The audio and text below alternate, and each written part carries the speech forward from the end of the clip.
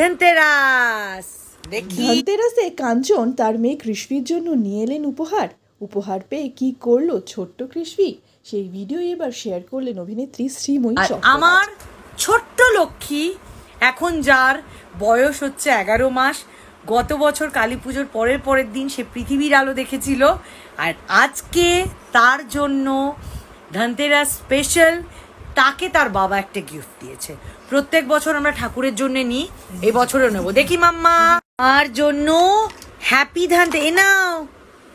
Dhanteras.